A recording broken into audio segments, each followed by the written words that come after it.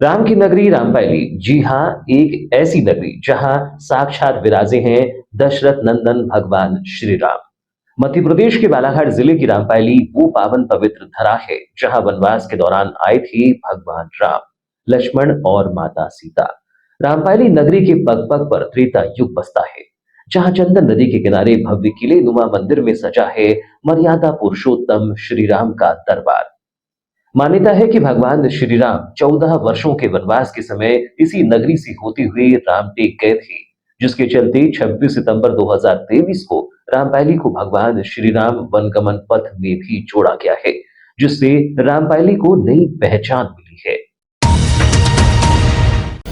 बालाघाट मुख्यालय से 30 किलोमीटर दूर स्थित रामपायली में भगवान राम का 1625 ईस्वी में बना प्रसिद्ध मंदिर है। मंदिर में साल भर मध्य प्रदेश, छत्तीसगढ़ व महाराष्ट्र के भक्तगण भगवान के दर्शन करने पहुंचते हैं। यहाँ पर चंदन नदी के तट पर किले नुमा मंदिर मौजूद है, जिसमें भगवान श्री राम और सीता की काले पत्थर की क्रोधित रूप की वनवासी रूपी प्रतिमा विराजमान है, जो भगवान के वनवास के दिनों में भ्रमण को दर्शाती है। इतना ही नहीं, इस मंदिर में रेत के शिवलिंग और हनुमान जी का मंदिर है, जो लंगड़े हनुमान जी के नाम से प्रसिद्ध है। हनुमान जन्मोत्सव व कार्तिक पूर्णिमा में विशाल भीड़ लगी रहती है। यहाँ का प्रसिद्ध श्री राम बालाजी मंदिर भगवान श्री राम के वनगमन की कई ऐतिहासिक धरोहरों और मान्यताओं को समेटे हुए है।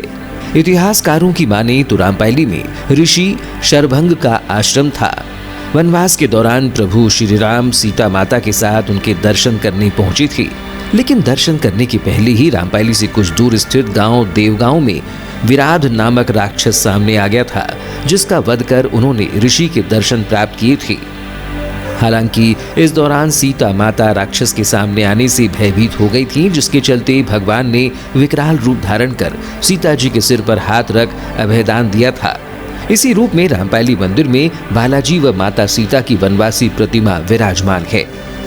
राम मंदिर के पुजारी गौरीशंकर दास वैष्णव ने जानकारी देते हुए बताया कि भगवान श्री राम सीता के भ्रमण के साथ ही रामपायली मंदिर में वनवासी रूप की मूर्ति स्थापना की अलग गाथा है।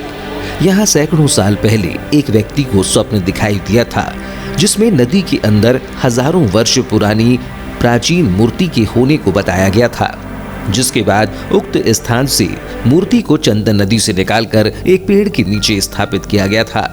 इस स्थान को रामडोह के नाम से भी जाना जाता है।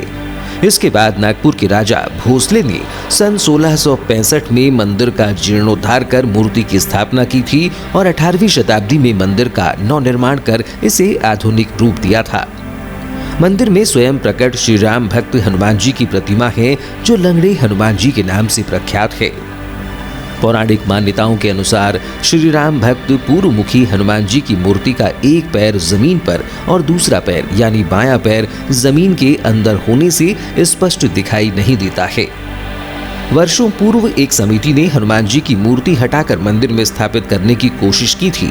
तब 50 फीट से अधिक गड्ढा खोदा गया था, लेकिन पैर का दूसरा छोर नहीं मिल पाया।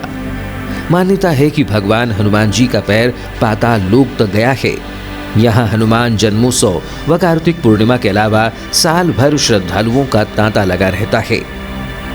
मंदिर पहुंचने वाले भक्तगण इन मूर्तियों की कहानियां बड़े उत्साह से सुनते हैं। शिवलिंग के दर्शन करने के लिए दूर दूर से श्रद्धालु पहुंचते हैं। धार्मिक मान्यताओं के अनुसार यहाँ पर रेत के शिवलिंग स्वयंभू हैं, जो सभी मनोकामनाएं पूर्ण करते हैं। चंदन नदी किनारे मंदिर होने से रोजाना सूरज की पहली किरण रेत के शिवलिंग को स्पर्श करते हुए भगवान राम, जिन्हें काली बालाजी के नाम से भक्तगण पुकारते हैं, उनके चरणों में पड़ती है। यह दृश्य प्रातः सुबह देखा जा सकता है।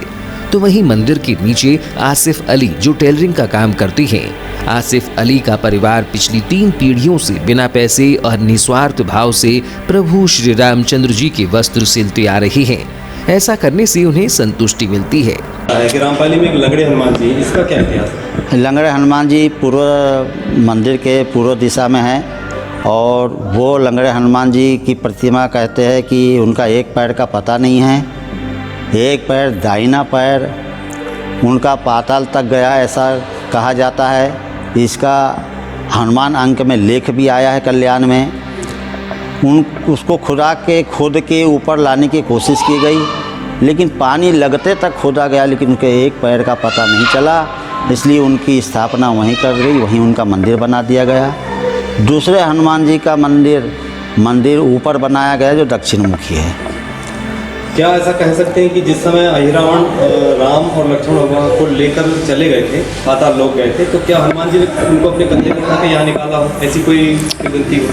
नहीं, ऐसी किंवदंती तो नहीं है, बल्कि यहाँ ऊपर में एक शिवलिंग है जो भगवान श्री राम बालाजी के सामने है, और वो शिवलिंग बालू की है जो 1875 में स्वयं प्रकट हुई है। कहा जाता है कि पहले यहाँ बच्चे लोग गिल्ली डंडा खेलते थे और रोज़ वो शिव जो रेत की पिंडी बनती थी उसको मिटाते थे, फिर वहाँ पे गिल्ली डंडा अपना खेला करते थे। फिर पूर्वजों को स्वप्न हुआ कि भाई यहाँ प्रकट होना चाहता हूँ, फिर वो बच्चों को यहाँ खेलने से मना किया गया और भगवान यहाँ पे शिवलिंग बालू की जो है स्वयं प्रकट हुई है।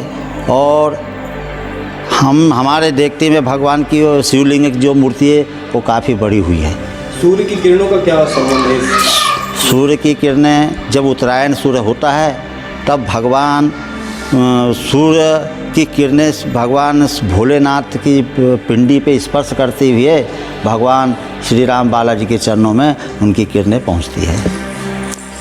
क्या इसे प्रकृति का कुछ वो मानेंगे कि ये भगवान के दर्शन करने सूर्य देवता आते हैं, ऐसा कुछ? अब तो पुराने वास्तुशास्त्र के आधार पर इस मंदिर का निर्माण किया गया है। उस समय ऐसे रहा है कि भगवान पूर्व दिशा से जो सूर्य निकलते आया तो उस हिसाब से उनको कि भगवान के दर्शन भगवान के चरणों में सूर्य की किरणें पड़ना चाहिए, इस हिसाब से उसको वो बनाया गया है।